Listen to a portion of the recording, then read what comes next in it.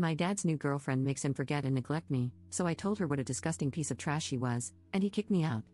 When I, 17F, was 11 years old, my mom passed away in a terrible car accident.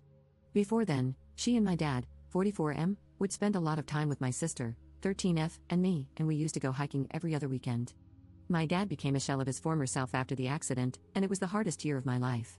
It still hasn't gotten any easier. 2 years after the accident, my dad started dating a woman named Nicole, 34F, and 4 years after that, they got married.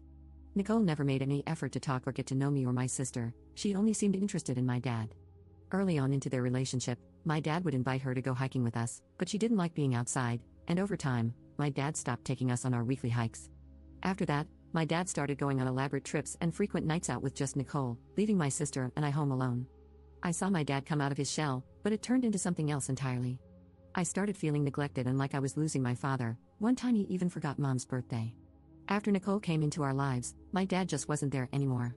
One time, when my sister and I were home alone, she fell down the stairs and got a huge cut on her forehead. It was clear she needed stitches, so I called my dad immediately. Nicole answered the phone, and I told her to give the phone to my father. She refused, saying he was busy, and before I could get another word in, she disconnected the call. Embarrassingly, I had to ask the neighbor to bring us to urgent care, where my dad later met us. At one point, this woman removed my mom's picture from the fire mantle to put up a picture of her and my dad from their trip to Washington. The thing that tipped me over the edge was when she made my dad forget about my mom's birthday. Every year, my sister and I would go with our dad to visit my mom on her birthday. It was an annual tradition even before Nicole entered our lives. Nicole and my dad went on a trip to Florida and were supposed to be back 3 days before my mom's birthday. However, because Nicole gets motion sickness, my dad decided to break the drive back into small intervals to make it easier on her, and because of this, he ended up missing our annual trip. He didn't even call us. Not even a week later, he had the nerve to tell us that he had an exciting surprise: Nicole was pregnant. I got angry and told him, "How could you knock her up when you can't even be here for us?" I then looked at Nicole and told her she is a disgusting piece of trash and to get out of our lives. To that, my dad got angry and yelled at me to go up to my room. Later, my grandpa unexpectedly came over to pick me up. My father didn't text me anything.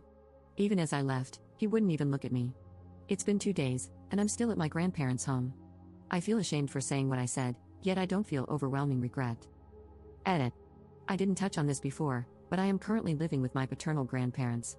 They live closer to us than my maternal side grandpa. I've tried talking to my paternal grandparents too, but it was also a very wishy-washy conversation. Not to say it didn't help at times, but it's clear that they were justifying my dad's actions at every chance rather than hearing me out. I don't want to live like this. I hate holding resentment, but I can't help it. Update 1. Hi everyone, it's been a while. Thanksgiving has come and gone, and we had dinner at my grandparents' house. When my dad and Nicole arrived, I asked if I could speak with both of them. My dad said he didn't want to talk and went into the living room. Nicole still remained by the front door, so I apologized for insulting her. She replied that she needed to leave and went to the living room. Overall, she still seemed rightfully angry with me. Dinner was awkward because my grandma would try to get my dad and me to talk, but he wouldn't really bother. After dinner, I pulled him aside and apologized again, but he ignored me and went straight to Nicole. I still wasn't sure if I was heading back with him or not, so I packed everything just in case. When he was getting ready to leave, I asked him if I could come back home, and he said Nicole wasn't comfortable having me home, even though it had been a few days since the incident.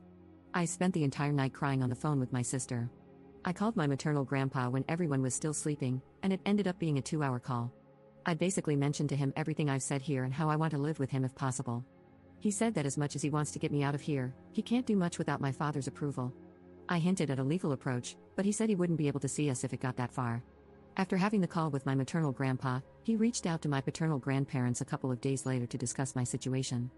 I overheard the conversation between them, and my maternal grandpa expressed concern about me, especially my mental state, and asked my paternal grandparents if they were willing to talk to my dad about putting me in therapy.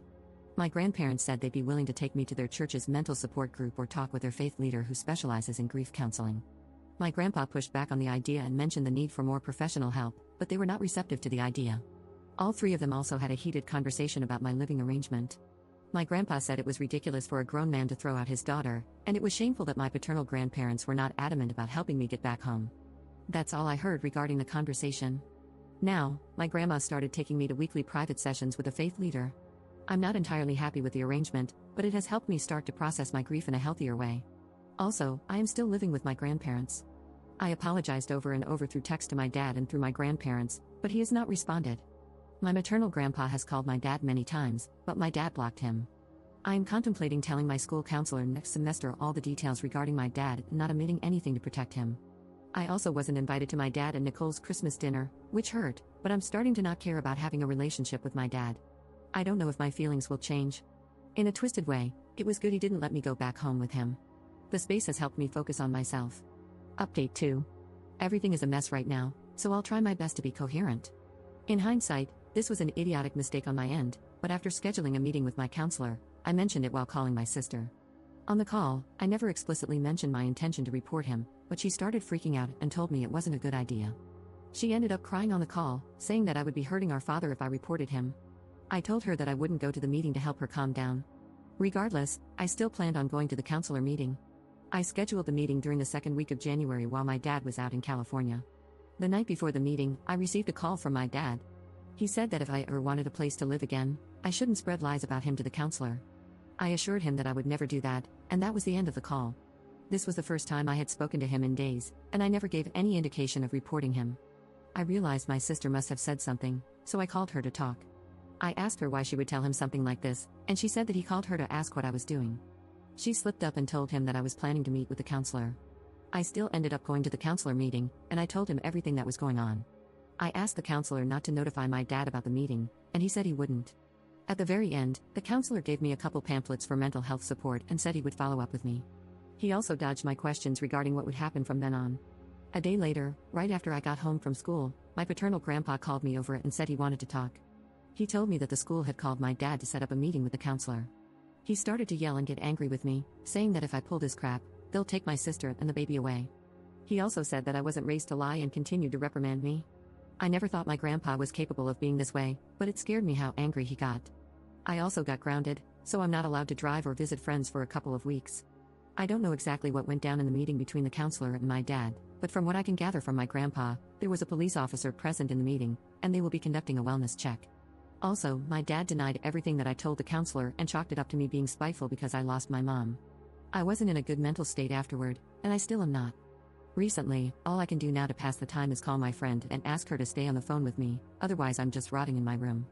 As a punishment, my grandma stopped taking me to the faith leader, so that's my current situation.